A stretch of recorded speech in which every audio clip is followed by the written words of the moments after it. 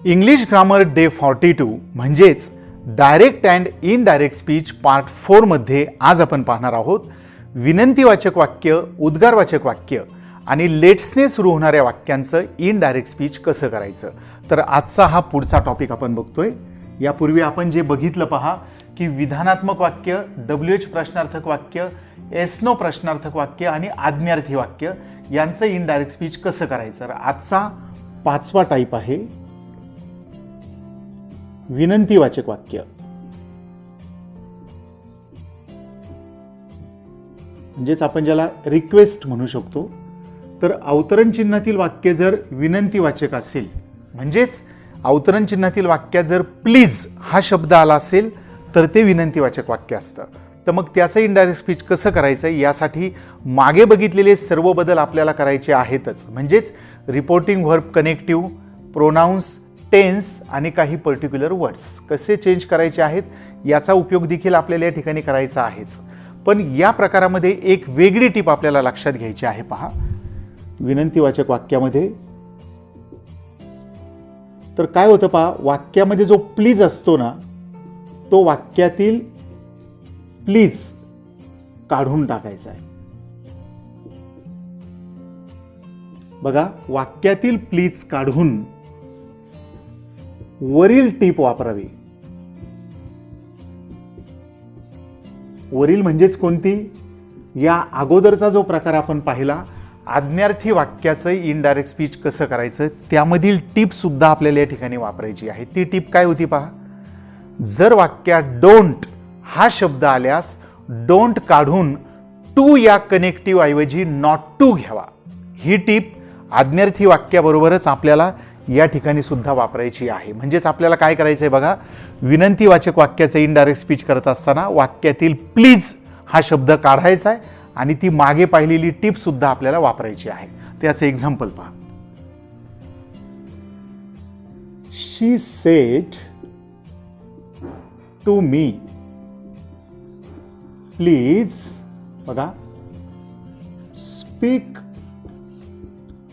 In a low voice, हे given sentence आहे आणि ब्रॅकेटमध्ये आपल्याला इन्स्ट्रक्शन दिलेली आहे चेंज इनटू इनडायरेक्ट स्पीच। तर तुम्हाला माहितीच आहे इनडायरेक्ट स्पीच करा असं म्हटल्याबरोबर पहिलं काम आपलं अवतरण चिन्हातील वाक्याचा प्रकार कोणता आहे तो शोधायचा आहे। बघा, मग आता please speak in a low voice, वाक्यात जर प्लीज हा शब्द आलेला असेल तर ते असतं विनंतीवाचक वाक्य। मग आता हे विनंतीवाचक वाक्य आहे। आता नेक्स्ट स्टेप, यातील कोणकोणत्या शब्दांचे बदल करायचे ते शब्द आपण अंडरलाईन करून घेऊ। ते अंडरलाईन करण्यापूर्वी जर या ठिकाणी काही टीप दिलेली असेल तर तिचा सुद्धा आपल्याला विचार करायचा आहे। काय टीप आहे बघा, वाक्यातील प्लीज काढून वरील टीप वापरावी।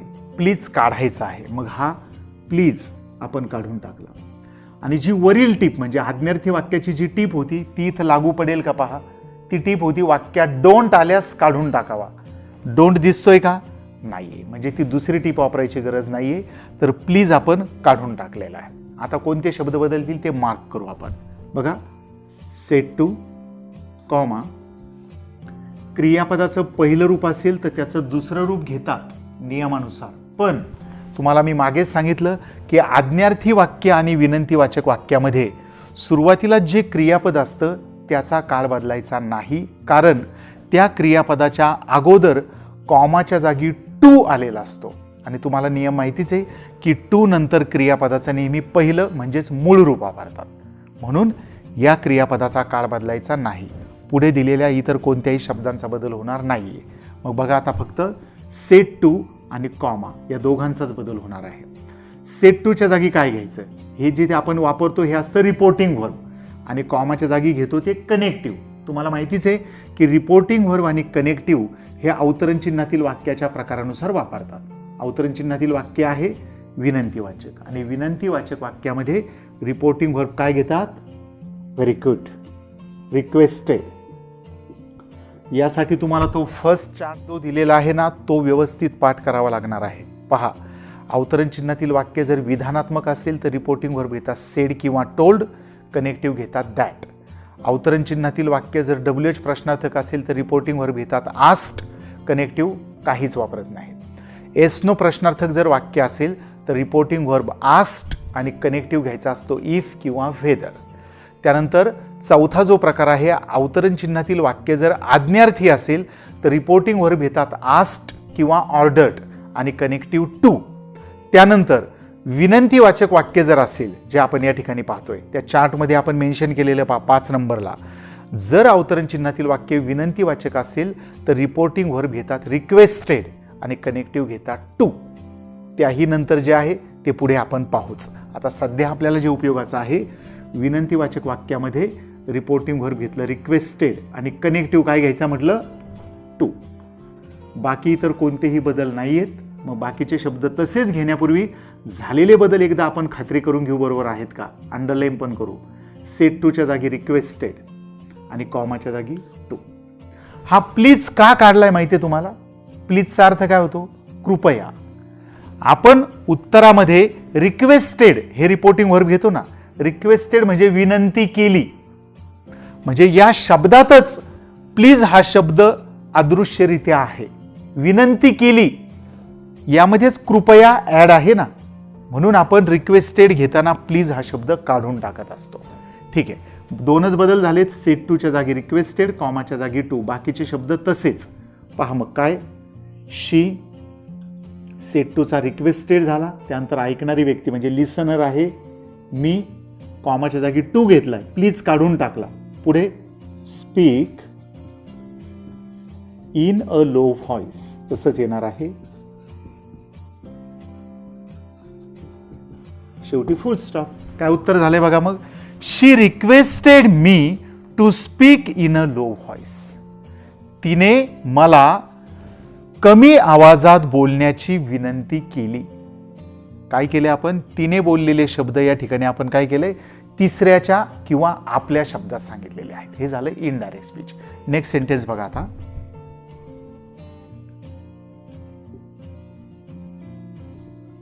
ही सेड टू देम. बघा तुम्ही देखील प्रयत्न करून पाहू शकता उत्तर लिहिताना कोणकोणते शब्द काढायचे, त्यांचा बदल काय करायचा आहे. हा, प्लीज डोंट बॉदर मी नाव. अवतरण चिन्हातील वाक्याचा प्रकार शोधा. प्लीज आलेला आहे म्हणजे विनंतीवाचक वाक्य आहे. वाक्यातील प्लीज काढायचा आहे, हा प्लीज काढून टाकला आणि वरील टीप वापरायची, म्हणजेच डोंट आल्यास काढून टू ऐवजी नॉट टू घ्यायचा आहे. आलाय का डोंट? हे पहा डोंट आलेला आहे, मग हा डोंट सुद्धा काढून टाकायचा आहे. आणि डोंट काढल्यामुळे या ठिकाणी आपण जो मगाशी टू घेतला होता, आता डोंट काढल्यामुळे टूच्या जागी तुम्ही घेणार आहात नॉट टू. ओके, आता होणारे बदल पाहूयात. सेट टू, कॉमा, मी आणि नाव यांचे बदल होतील. कोणत्या शब्दांचे बदल करायचे आहेत हे तुम्हाला तेव्हाच कळेल जर तुम्ही पहिल्या भागात आणि दुसऱ्या भागात दिलेल्या 4 नंबर्समध्ये reporting verb, connective, pronouns, tense आणि पर्टिक्युलर वर्ड्स कसे चेंज करायचे हे नीट समजून घेतलं, ते पाठ केलं तरच तुम्हाला समजणार आहे कोणकोणते शब्द बदलायचे आहेत आणि त्यांचा बदल काय करायचा आहे. त्यामुळे ते दोन्ही पार्ट व्यवस्थित पहा. ओके, बघा मग विनंतीवाचक वाक्य आहे म्हणून सेट टूच्या जागी आला रिक्वेस्टेड. हा, कॉमाच्या जागी टू येत असतो, पण डोंट आल्यामुळे आपण काय घेणार आहोत, नॉट टू. बाकी मीचा बदल होत असतो पहा हिम किंवा हर, बोलणाऱ्या व्यक्तीनुसार असतो ना. मग बोलणारी व्यक्ती कोण आहे? ही सेड टू देम, तो त्यांना म्हणाला. बोलणारी व्यक्ती आहे तो, म्हणजे एकवचनी पुरुष आहे. पुरुष असेल तर मीचा बदल होतो पहा हिम. जर इथं शी किंवा एखाद्या स्त्रीचं नाव असतं तर मीचा बदल झाला असता हर. नेक्स्ट नाऊचा बदल माहितीच आहे तुम्हाला, देन. झालेले बदल पहा, सेट टूचा रिक्वेस्टेड, कॉमाच्या जागी नॉट टू, मीचा हिम आणि नाऊचा देन. बाकीचे शब्द तसेच घेऊन पहा. He requested them not to bother him then. बघा पूर्ण उत्तर घ्यायचे आपल्याला. He requested them not to, हे दोन्ही शब्द काढलेत, पुढे डायरेक्ट येणार आहे बॉदर. त्यानंतरचा हे शब्द जे आहेत हे याला खेटून घ्यायचे आहेत, इथे मध्ये गॅप नको आहे. हा, हे जवळ घ्या, शेवटी फुल स्टॉप. काय झालं मग? He requested them not to bother him then. Okay, next पाहता.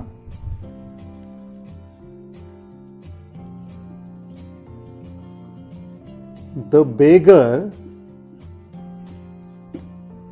said to her, please give me something to eat.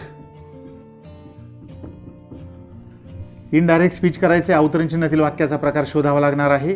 Please आलाय म्हणजे विनंतीवाचक वाक्य आहे आणि त्यातील प्लीज हा सर्वप्रथम काढून टाकायचा आहे. प्लीज काढून टाकला.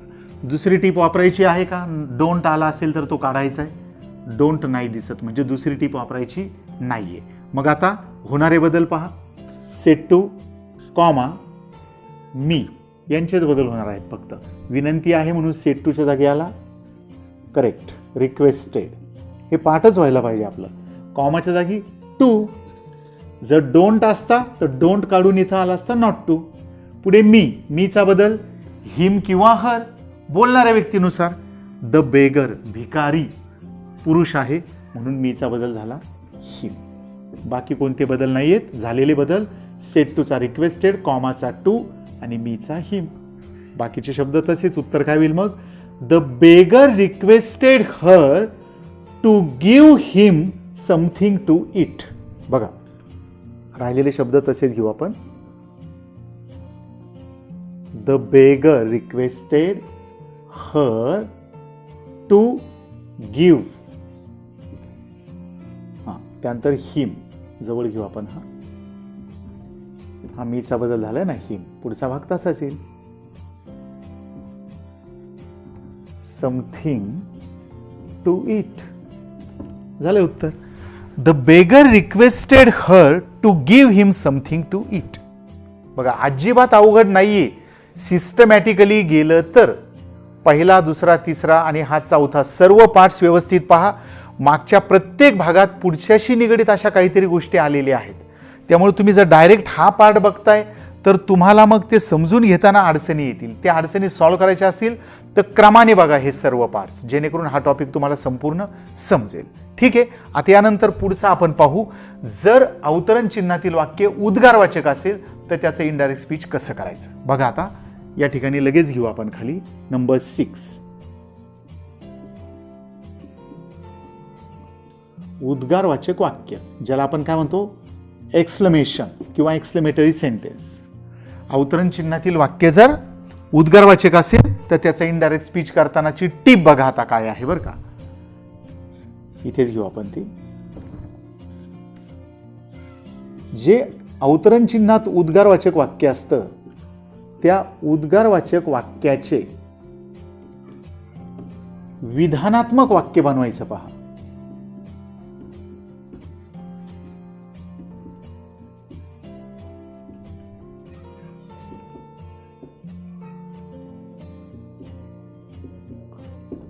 बघा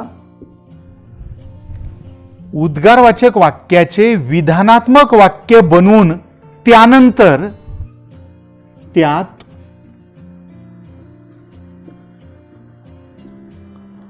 आवश्यक तो बदल करावा. बघा अवतरण चिन्हामध्ये जे एक्सक्लेमेटरी सेंटेन्स आलेलं असतं त्याचं आपण काय करायचंय, अगोदर विधानात्मक वाक्य बनवायचं आहे.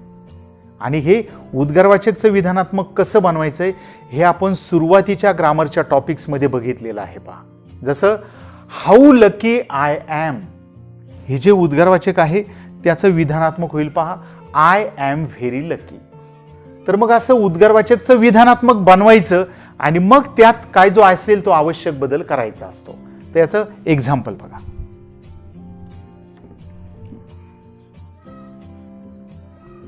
सीमा said how lucky I am. हे वाक्य दिलेलं आहे आपल्याला आणि सांगितलंय चेंज इनटू इनडायरेक्ट स्पीच. तर काय करणार आहात, इथं सांगितल्याप्रमाणे उद्गारवाचक वाक्याचं विधानात्मक वाक्य बनवायचं आणि त्यानंतर त्यात आवश्यक तो बदल करायचा आहे. मग हे जे अवतरण चिन्हातील वाक्य आहे पहा, हाऊ लकी आय ॲम, उद्गारवाचक वाक्य आहे ना, मग याचं विधानात्मक करायचं. काय होईल बरं विधानात्मक? विधानात्मक करताना बघा आपण पाहिलेलं आहे, कर्ता, क्रियापद, व्हेरी किंवा अव्हेरी, विशेषण आणि राहिलेला भाग या रचनेचा वापर करून आपण उद्गारवाचकचं विधानात्मक करतो. आता तो या ठिकाणी डिटेल आपण मेन्शन नाही करणार, मागे पाहिले गरज वाटत असेल तर त्या टॉपिकचा तुम्ही रेफरन्स घेऊ शकता. इथे आपण डायरेक्ट पाहू या उद्गारवाचकचं विधानात्मक कसं होईल. हाऊ लकी आय ॲम याचं होईल पहा, आय ॲम व्हेरी लकी. मग या उद्गारवाचकचं विधानात्मक करायचं, ते आपल्या माहितीसाठी इथं आपण ब्रॅकेटमध्ये लिहून घेऊ. हा, आय ॲम व्हेरी लकी हे उद्गारवाचकचं विधानात्मक केलं. आणि आता मग जे उत्तर तुम्ही लिहिणार ना, त्या उत्तराच्या वेळेस हे वाक्य गृहीत धरून बदल करायचे आहेत. आता याचा विचार नाही करायचा, ह्या वाक्याचा, याच्या जागी आपण हे विधानात्मक केलंय, त्यामुळे आता उत्तर लिहिताना ह्या वाक्याचा विचार न करता याप्रमाणे आपण बदल करणार आहोत. पहा मग कोणते बदल होतील. सेट, कॉमा, आय ॲम यांचे बदल होणार आहेत ना. मग कसे बदल होतील पाहता, अवतरण चिन्हातील वाक्य उद्गारवाचक असेल तर रिपोर्टिंग व्हर्ब काय घेतात बरं? Good, exclaimed. काय घेतात? एक्सक्लेम. मग या सेडच्या जागी येणार आहे एक्सक्लेम्ड.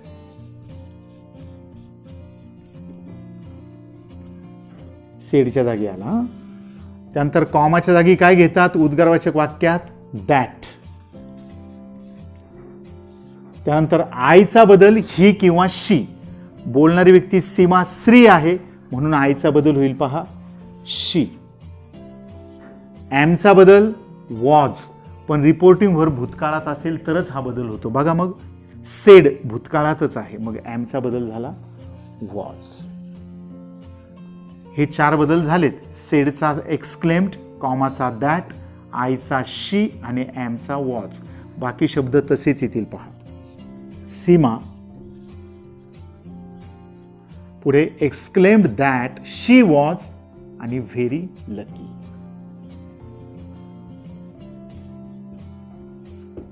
उत्तर झाले पूर्ण. Seema exclaimed that she was very lucky.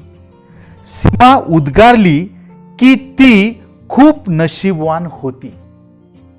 तिचे शब्द आपण आपल्या शब्दात किंवा तिसऱ्याच्या शब्दात सांगितले असं म्हणू शकतो. दिलेल्या वाक्यात होतं, Seema said how lucky I am. Seema म्हणाली मी किती नशीबवान आहे, मी किती नशीबवान आहे. हे सीमाचे शब्द तिच्याच शब्दात मांडलेले आहेत. म्हणजे हे होतं डायरेक्ट स्पीच. याचं इनडायरेक्ट करताना बदल काय झाला पहा. मी किती नशीबवान आहे असं ती म्हणत होती. आपण आपल्या शब्दात सांगताना काय म्हटलं?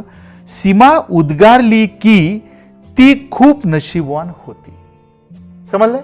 नेक्स्ट पहा.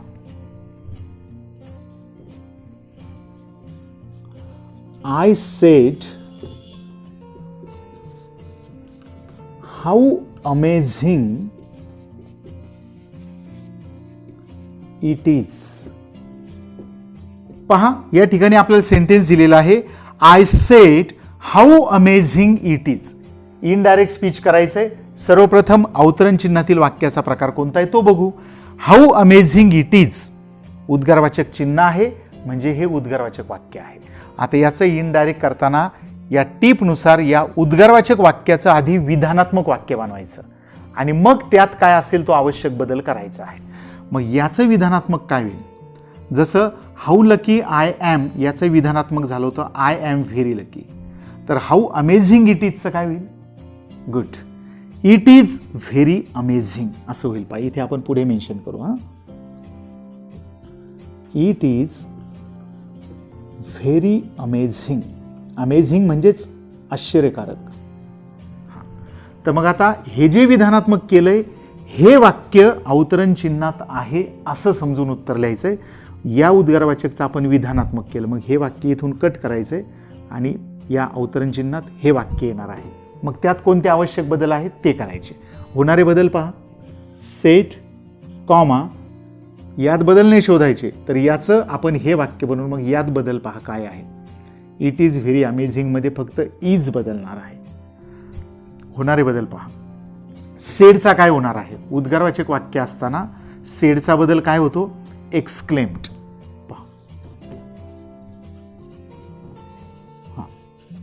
त्यानंतर कॉमाच्या जागी काय येतो? जसा वर आलाय कॉमाच्या जागी दॅट, इथंही तेच येणार. का? कारण दोन्ही ठिकाणी अवतरण चिन्हातील वाक्य हे एकाच प्रकारचे आहे, उद्गारवाचक आहेत. बरं, पुढे काय? दॅट नंतर काय? हा भाग या ठिकाणी गृहीत धरायचा आहे ना, मग इट, ईटचा बदल होणार आहे. काय होतो तो? Very good, was. पुढे व्हेरी अमेझिंग, तसंच येणार.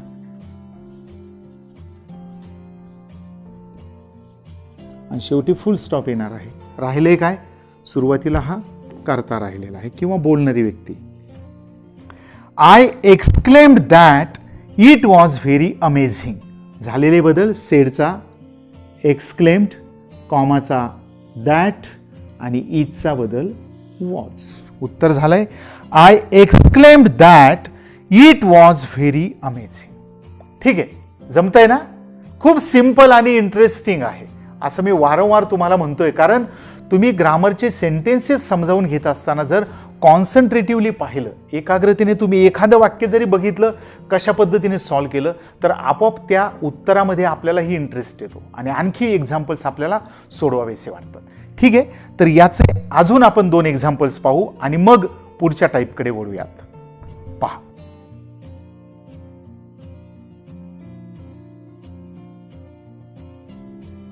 थर्ड सेंटेन्स आहे, अवतरण चिन्हातील वाक्य उद्गारवाचक असेल तर त्याचं इनडायरेक्ट स्पीच कसं करायचं. बघा, सेंटेन्स आहे, Satyajit said how fortunate we are to see this. बघा, हे गिव्हन सेंटेन्स आहे. पहा, आता या ठिकाणी आपल्याला हे जे अवतरण चिन्हातील वाक्य दिलेलं आहे याचा विचार करून इनडायरेक्ट स्पीच करायचं आहे. मग अवतरण चिन्हातील वाक्याचा प्रकार बघा, उद्गारवाचक चिन्ह आलेलं आहे म्हणजे हे आहे उद्गारवाचक वाक्य. तर या उद्गारवाचक वाक्याचा आधी विधानात्मक बनवायचं आणि त्यानंतर त्यात जो आवश्यक आहे तो बदल करायचा आहे असं आपण पाहिलेलं आहे. मग याचं आपल्याला विधानात्मक करायचं आहे. कसं होईल ते? How fortunate we are to see this याचं विधानात्मक करायला सुरुवातीला आपण पाहिलंय. पहा, उद्गारवाचकचं विधानात्मक कसं करावं त्याचा आधार घेऊन तुम्हाला हे करता येणार आहे. पहा, त्यासाठी आपण रचना घेतली होती, कर्ता, क्रियापद, व्हेरी किंवा अव्हेरी, विशेषण आणि राहिलेला भाग, शेवटी फुल स्टॉप. त्याच रचनेचा वापर करून मग आता हे वाक्य विधानात्मक असं होणार आहे. पहा, we are very fortunate to see this. मग या ठिकाणी आपण ते लिहून घेऊ, we are very fortunate to see this आणि शेवटी फुल स्टॉप येणार आहे कारण उद्गारवाचकचं विधानात्मक केलंय ना. हा, आता होणारे बदल आपण अंडरलाईन करून घेऊ. काय काय बदलेल? सेट, कॉमा, वीचा देखील बदल होणार आहे, आरचा सुद्धा बदल होणार आहे, अजून धिस.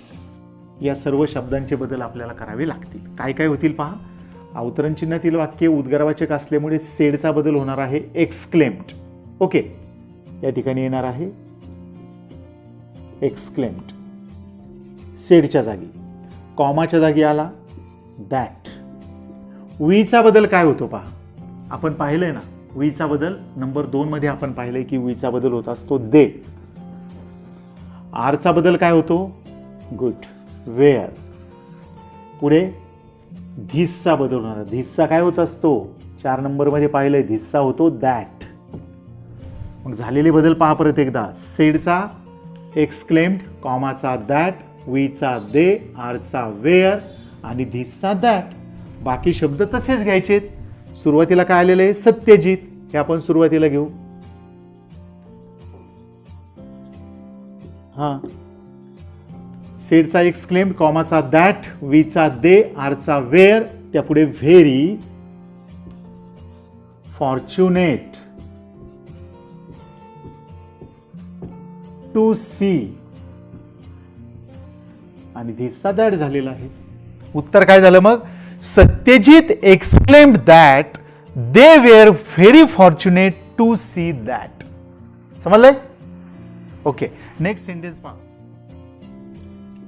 बघा, Sanvi said what a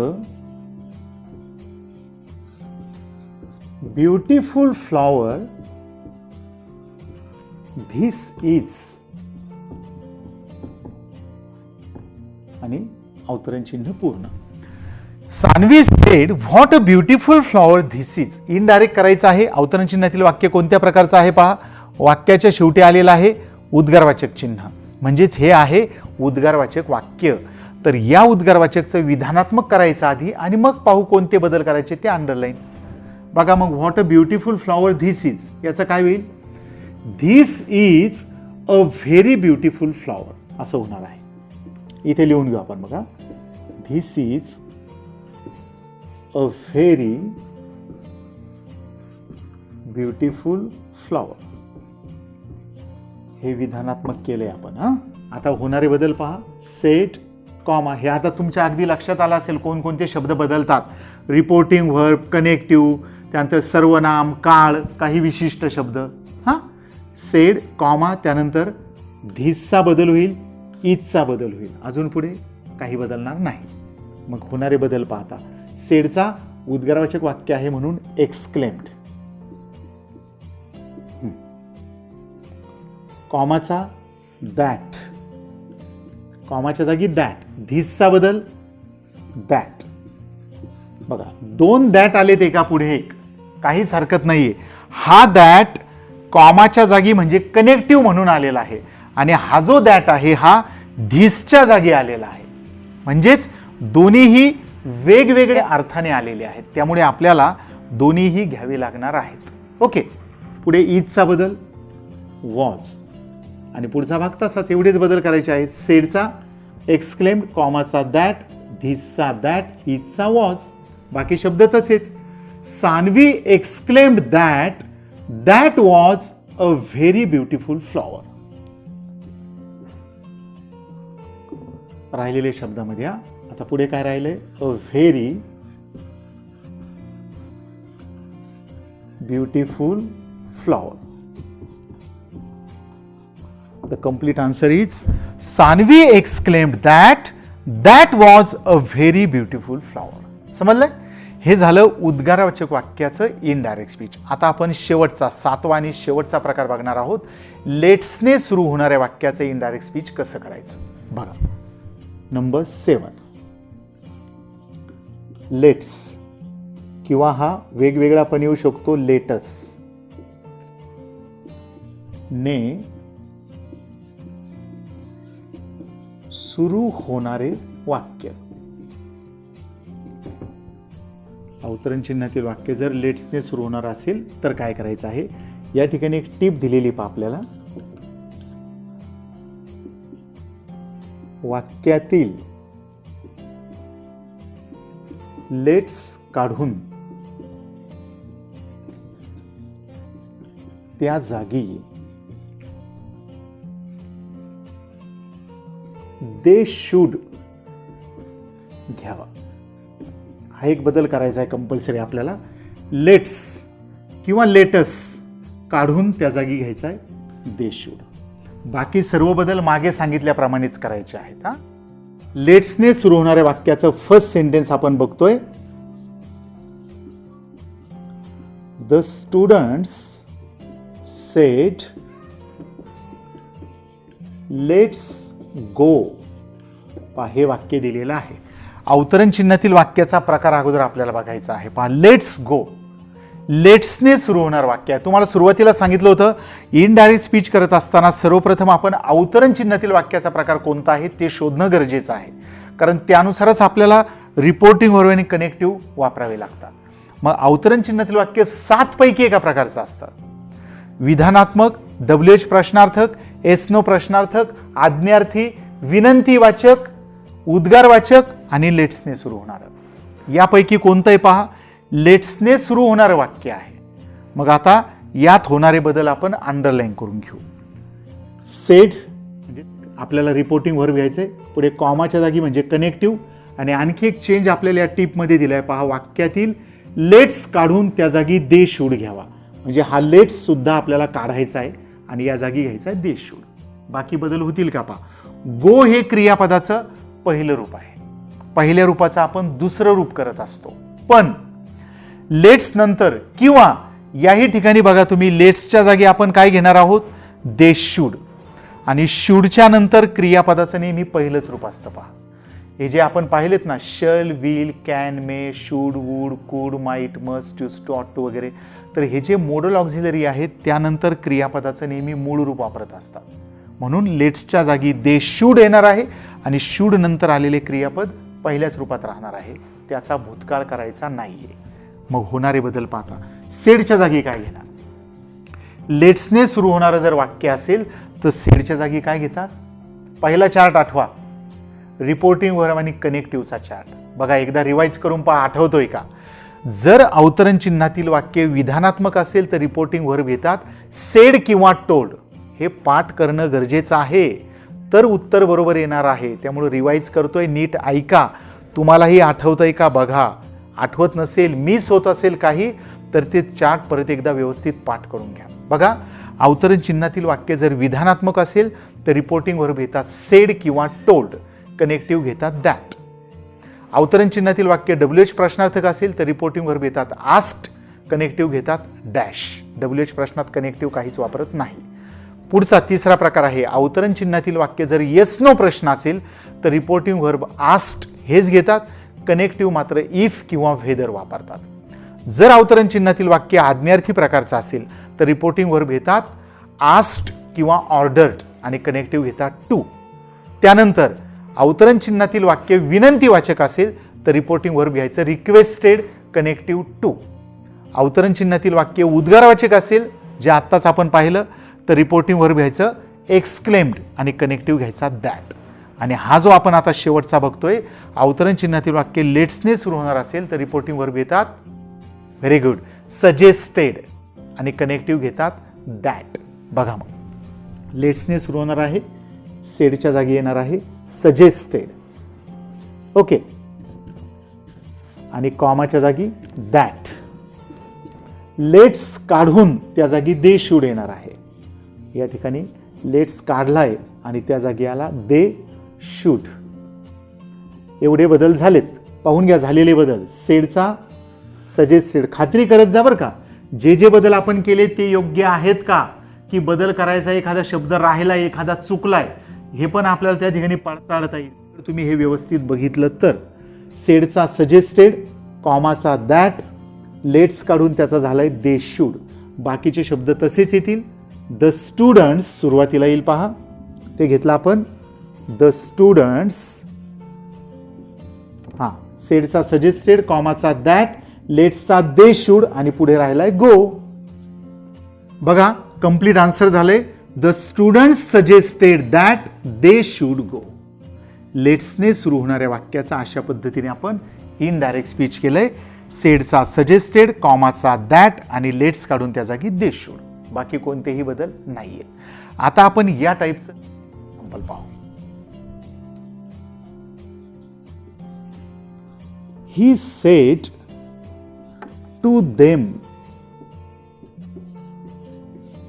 let us call the witness. अवतरण चिन्हातील वाक्य लेटस म्हणजेच लेट्सने सुरू होणार आहे. मग आता त्याचे बदल पहा. सेट टूचा बदल होणार आहे, कॉमाचा होणार आहे, लेटस काढून म्हणजेच लेट्स काढून ना, लेटस काढून त्या जागी दे शूड येणार आहे. पुढचे कोणते बदल नाहीयेत. मग सेट टूच्या जागी काय येणार आहे, सजेस्टेड. कॉमाच्या जागी जसा वरती झाला तोच बदल होणार आहे, दॅट, आणि लेटस काढून त्या जागी दे शूड येणार आहे. बाकी कोणते बदल नाही आहेत. म्हणजे होणारे बदल पास, सेट टूचा सजेस्टेड, कॉमाचा दॅट, लेटसचा दे शूड. बाकीचे शब्द तसेच येतील. सुरुवातीला काय आहे, ही, सेट टूचा सजेस्टेड, त्यापुढे लिसनर ऐकणारी व्यक्ती आहे देम, कॉमाचा दॅट, लेटस काढून त्याचा दे शूड झालेला आहे आणि पुढे कॉल द विटनेस.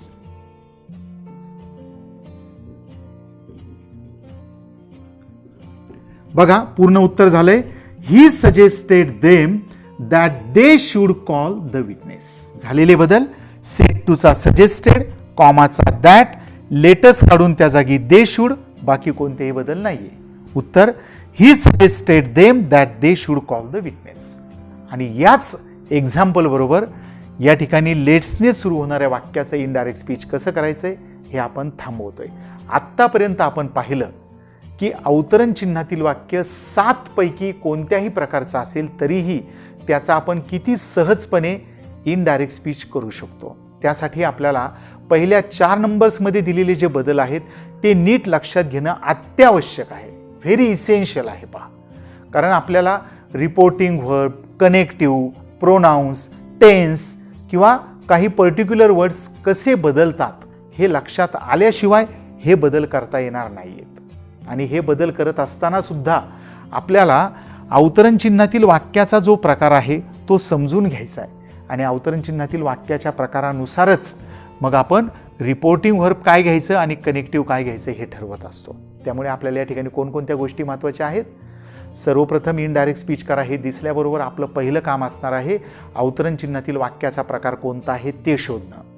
त्यानंतर कोणकोणते शब्द आपल्याला बदलायचे आहेत ते शब्द वाक्यातले अंडरलाईन करायचे आणि त्यानंतर मग आपण जे शब्द बदलतात त्यांचे या ठिकाणी चेंजेस करायचे आहेत. तसं इथे आपण हे बदल केलेले तुम्हाला दिसून येत आहे. तर अशा पद्धतीने आपल्याला जाऊन इनडायरेक्ट स्पीच अगदी सहजासहजी बनवता येऊ शकतं.